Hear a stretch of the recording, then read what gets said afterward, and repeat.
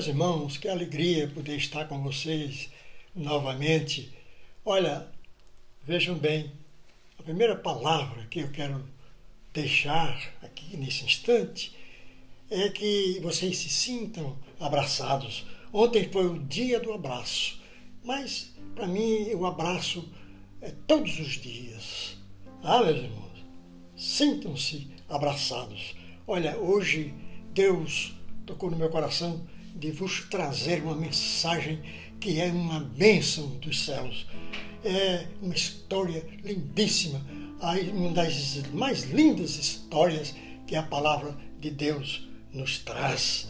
Ela vale a pena, meus irmãos, vocês persistirem e assistir até o final desse vídeo, porque realmente é Deus falando conosco e as lições dela extraídas são maravilhosas. Creiam, nós vamos nos referir àquele trecho de Gênesis 12, onde Deus falou pela primeira vez com Abraão, pai da fé, o homem mais amado, um dos homens mais amados por Deus, né? Era considerado o amigo de Deus. E vocês vão se surpreender com a sua história. A gente fala em Abraão, a gente tem uma ideia diferente de como tudo começou. Vejam bem, Abraão, ele morava na cidade de Ur, que se situava entre dois rios. Era o rio Tigre e o rio Eufrates, numa região também chamada de Mesopotâmia, que significa entre as águas. Veja que era um rio de um lado, um rio do outro, então Mesopotâmia, entre as águas. É justamente na região onde se situa hoje o Iraque. E Abraão, ele não conhecia Deus, porque naquela época, uma época muito distante, antes de Cristo, ele vivia numa região em que as pessoas comumente eram politeístas. Poli quer dizer muito, politeístas, que adoravam deuses diversos, deuses entre aspas, deuses com D minúsculo. Adoravam o sol, a lua, os animais. Ainda hoje, na Índia, a vaca é considerada um animal sagrado. Mas era a cultura da época. Ninguém praticamente conhecia a Deus. E Abraão não conhecia Deus. Mas Abraão era um homem de coração puro, um homem honesto e um homem muito bem sucedido.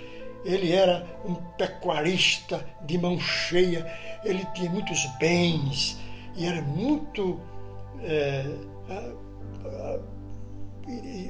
vamos dizer assim, era muito invejado, porque as pessoas que crescem na sociedade são normalmente invejadas por outros, mas também admirado, porque ele era um homem de sucesso.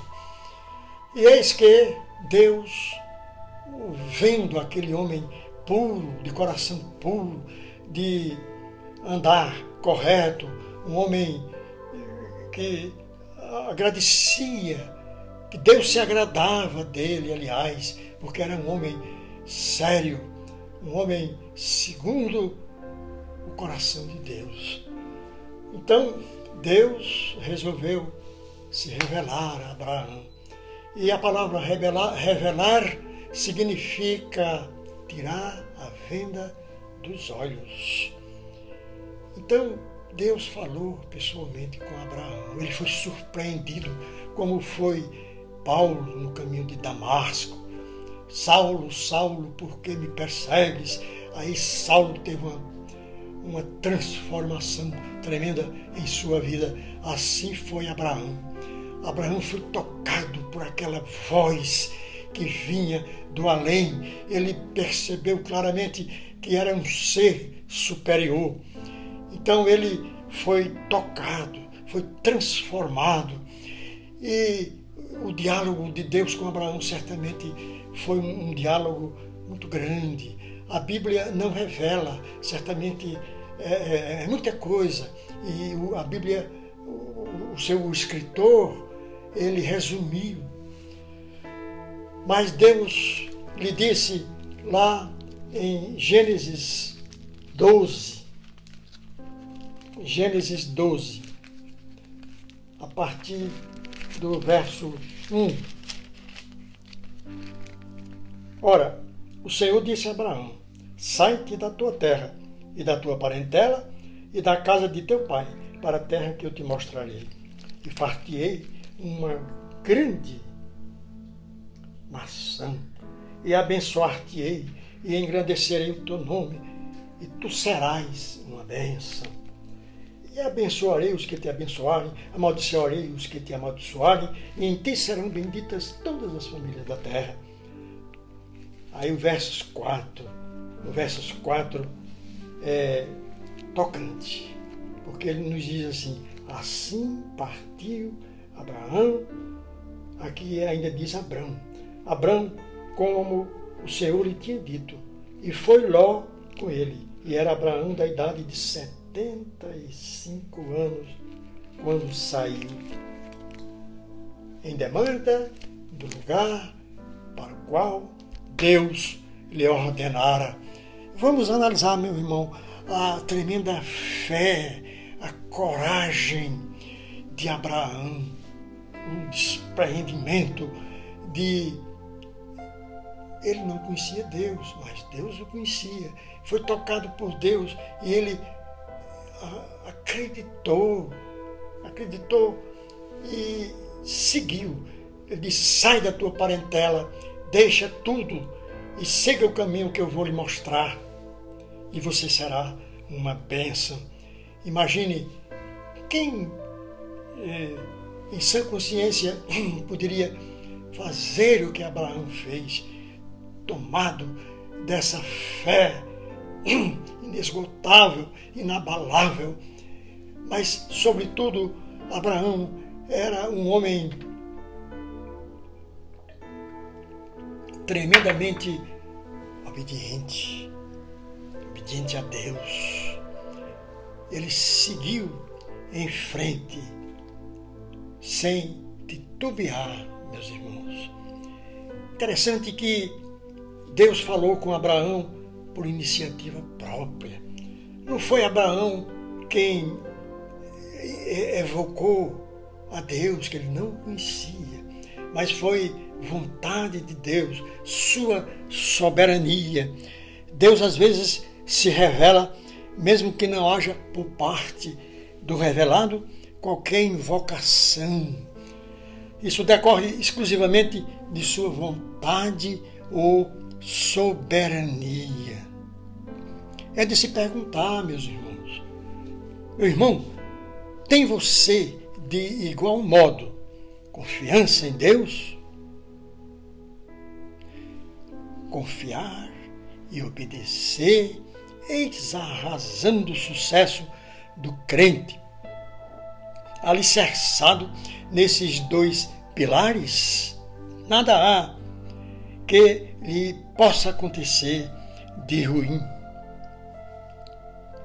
O mal, a doença, a tristeza, nenhuma peste lhe atingirá, meus irmãos. Amém?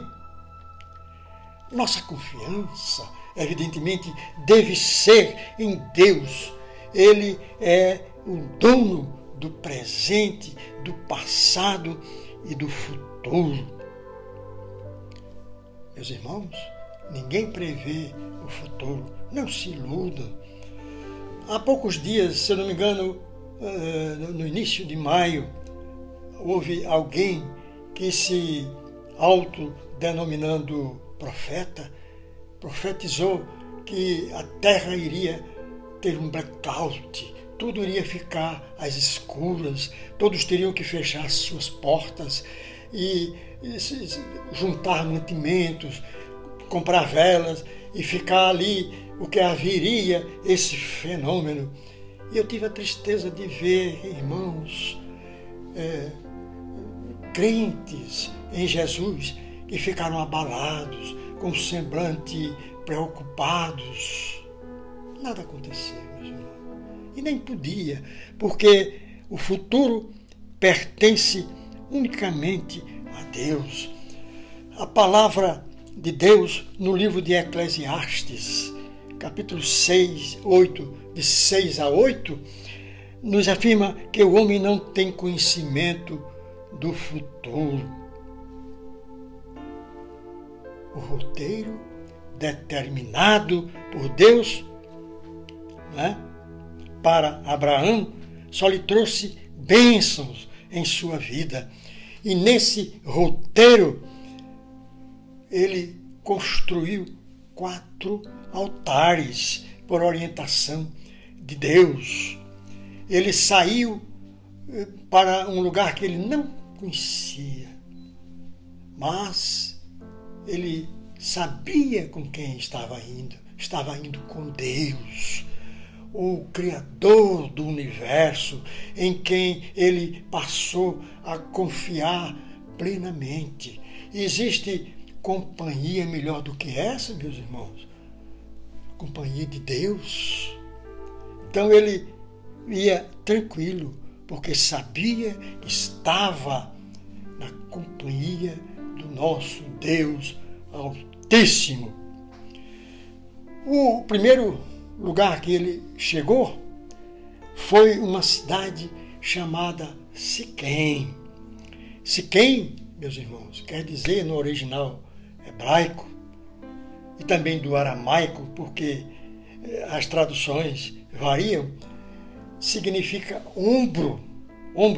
E ombro, ele nos dá ideia de energia, vigor, disposição,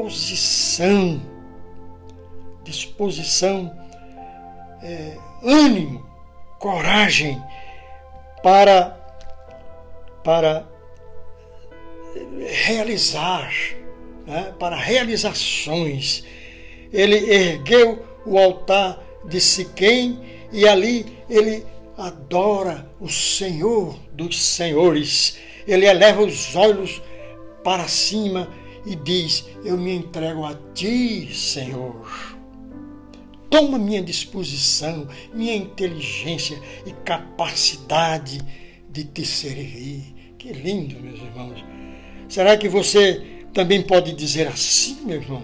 Senhor, eu ponho à tua disposição todo o meu ser, meus talentos, a força dos teus braços, toda a capacidade de servir a ti. Eu me entrego a ti, Senhor.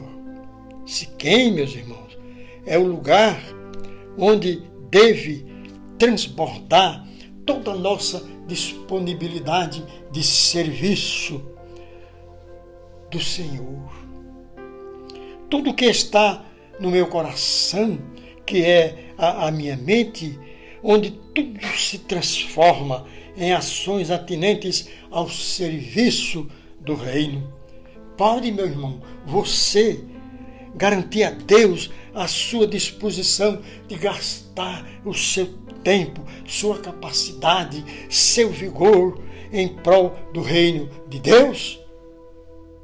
Viva, meu irmão, a partir de agora, no seu coração, o altar de Siquém. O altar de Siquém deve ser o nosso ideal, o nosso caminhar. O altar de Siquém, confiança em Deus, disposição, vontade de lhe servir, de seguir de forma obediente às suas orientações. Meus irmãos, nesse roteiro, ele construiu o segundo altar, que foi o altar de Betel. Betel foi soerguido num lugar situado entre Betel, propriamente dito, e uma outra cidade que ficava ao lado, que é conhecida por Ai, outros dizem Ai, a questão de pronúncia, mas esse Ai, ele tem um significado, significa ruína ou destruição. E Betel é a casa, o lugar de Deus. Então ele se viu de repente em dois caminhos: o caminho de Deus, propriamente dito, o caminho do mal, que nos leva à destruição. Nós podemos traçar perfeitamente esse paralelo.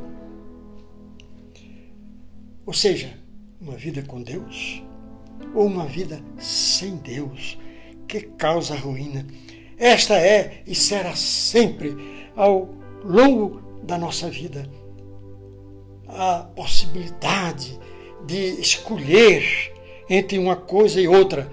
Qual a sua escolha, meu irmão? Qual a sua escolha?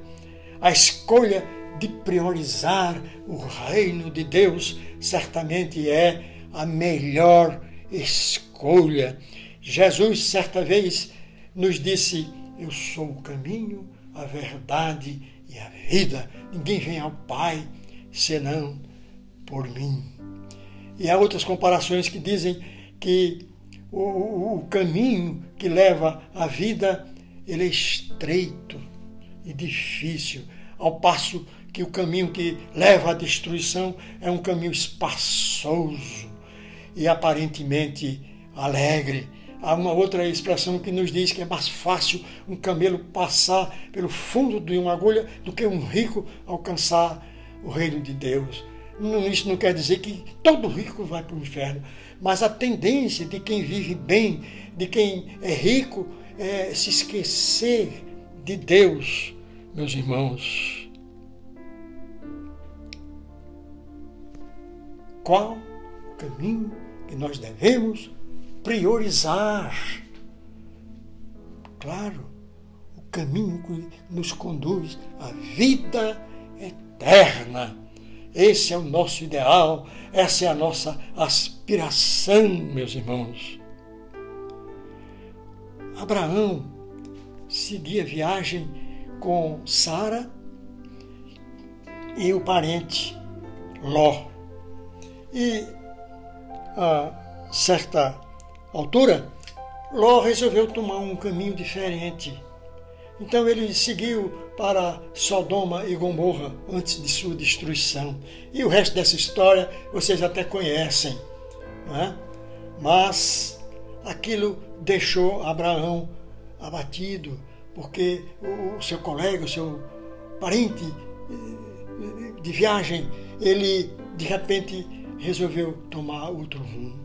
E ele se sentiu um pouco depressivo, abalado, talvez também com lembranças lá de sua terra, e vem também a tentação do maligno, que nessa hora sempre procura atrapalhar, e ele teve um momento que ele sentou na relva, depressivo, e Deus então conversou com ele, disse: Abraão, levante-se, olhe para cima, olhe para frente, veja aquelas terras lindas que você está vendo aí, produtivas, elas serão suas. Eu farei de você uma grande nação.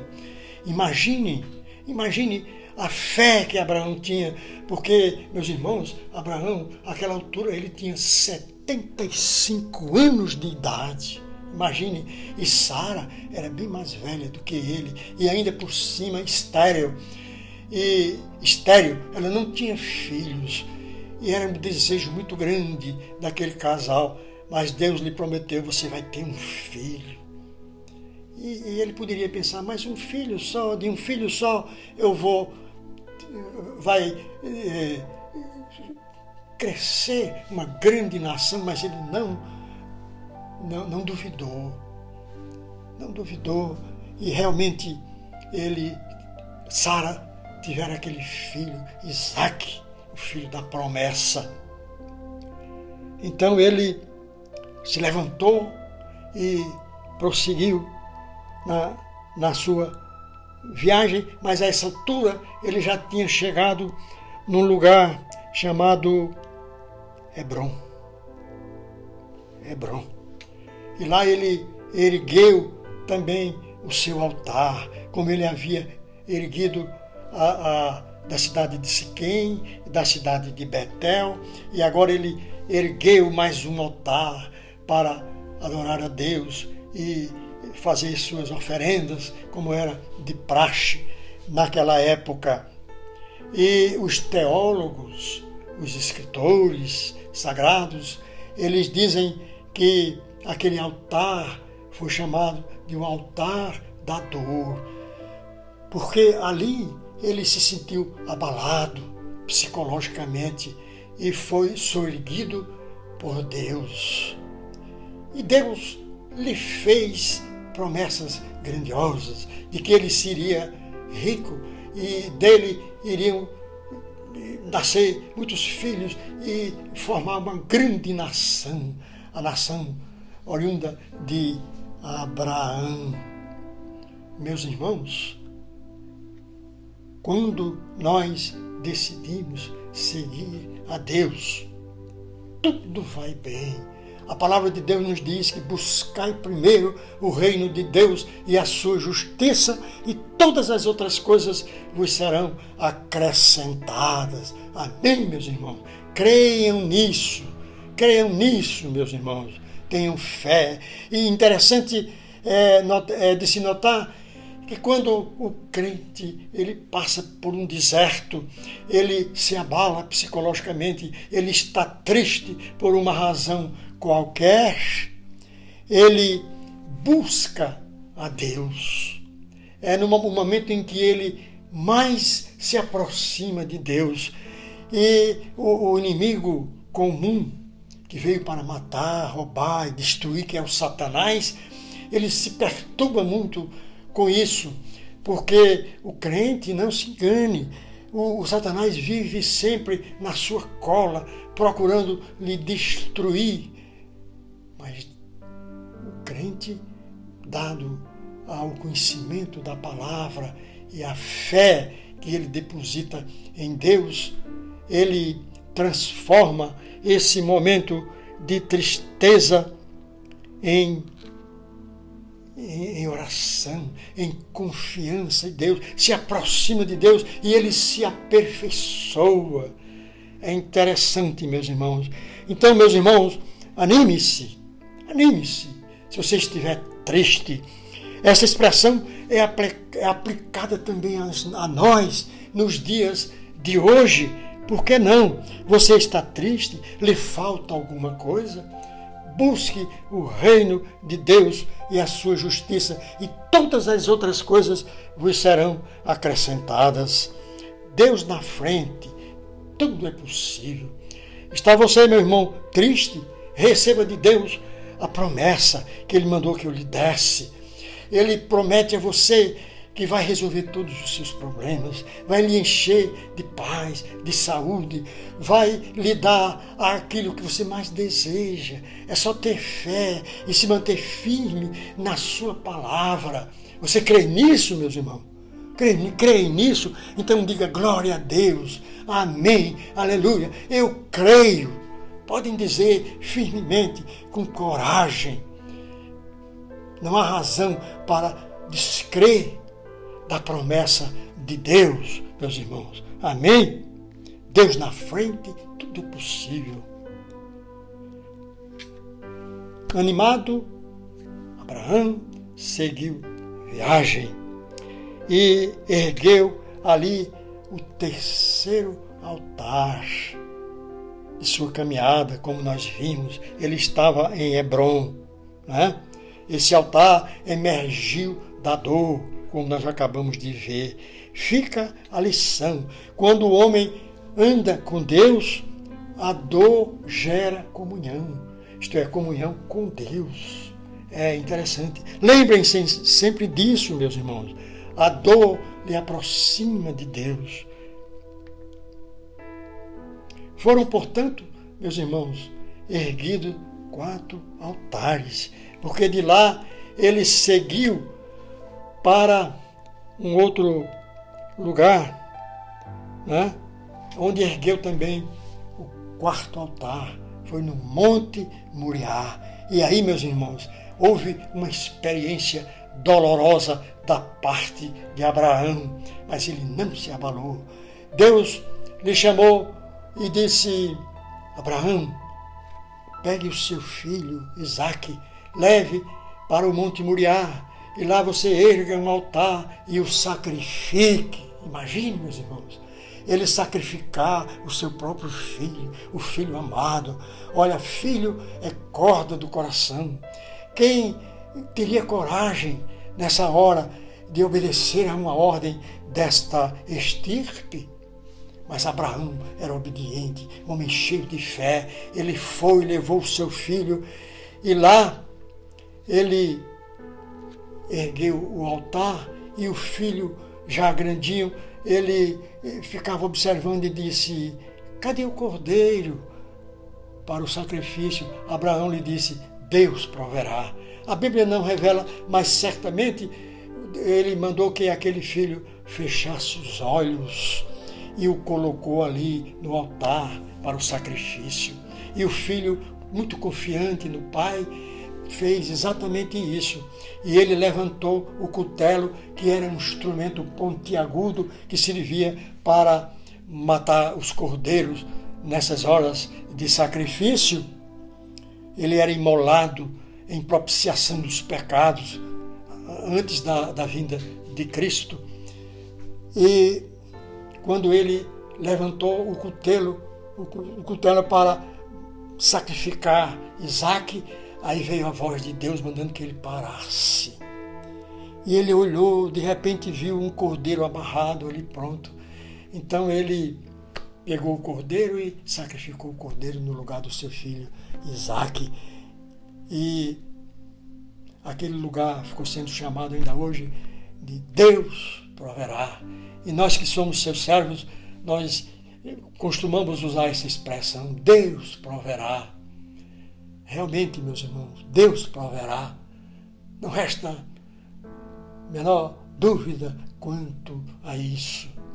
Deus sempre provê a nossa vida, o nosso futuro. Ele está sempre ao nosso lado, provendo todas as nossas necessidades. Imagine que experiência teve Abraão, a fé, a obediência.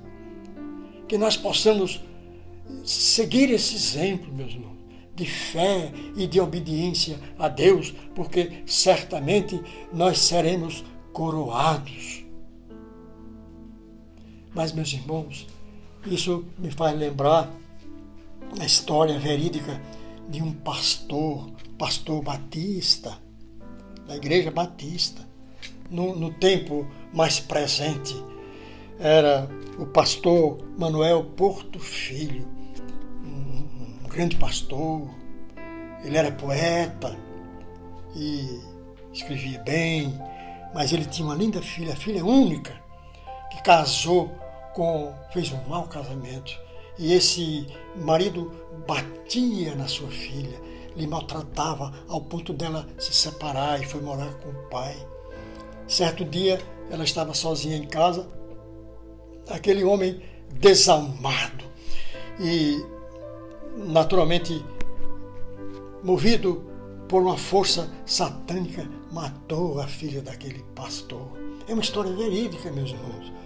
Ele ficou arrasado e veio aquele ímpeto de se vingar, mas ele era servo de Deus, então ele optou pelo perdão. Então ele sentou na mesa e escreveu um dos mais lindos hinos que nós temos no nosso cantor cristão, que diz assim: em fervente oração, venha ao meu coração, na presença de Deus derramar, mas não posso fluir o que estou a pedir, sem que tudo abandone no altar. Quando tudo perante o Senhor estiver, e todo o meu ser Ele controlar, e então hei de ver que o Senhor tem poder quando tudo estiver no altar. Que lindo hino, que hino maravilhoso. Ele extravasou todo o seu ser quando escreveu esse hino, e ele é um dos mais lindos hinos do nosso cantor cristão. Eu vou pedir que o nosso maestro Francisco o veja para cantar conosco quando a nossa igreja reabrir. Então nós vamos cantar esse hino maravilhoso que representa o perdão, a obediência a Deus, a fé de um servo de Deus que perdeu sua filha, mas que ofereceu perdão ao seu algoz. Amém, meus irmãos?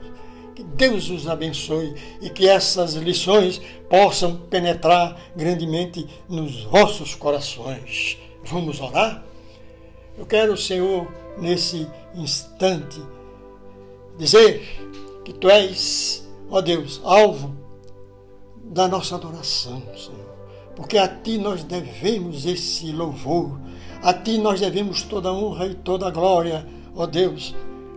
Então, nós asseveremos a Ti, Senhor, que nós nos prostramos diante de Ti para Te adorar, ó Deus, nessa predisposição de Te servir, ó Pai amado, de fazer a Tua vontade e como Abraão ter em nosso ser essa fé que nos move, essa fé que move montanhas, Senhor. E queremos também aproveitar para Te pedir que Tu sejas, ó Pai amado, com o Teu povo em toda a face da terra, livrando-os de todos os males. Nós sabemos, ó Deus, que a Tua vontade deve sempre confortar o nosso coração. Aquele Teu servo, ó Deus, que Tu o chamaste, nós sabemos que ele está contigo na glória e Tu te alegra com a morte dos seus santos. Por isso, ó Deus, não deve ser motivo de tristeza, mas de alegria, porque era a hora em que Tu quisesse chamar Teu servo, Tua serva. Nós temos visto alguns que assim, ó Deus, que ocorreu assim com eles, mas nós Te somos gratos, ó Deus, porque nós estamos diante dessa grande promessa de alcançar a vida eterna. Então, Senhor, nós queremos também agradecer tudo o que Tu fazes e haverás de fazer por nós.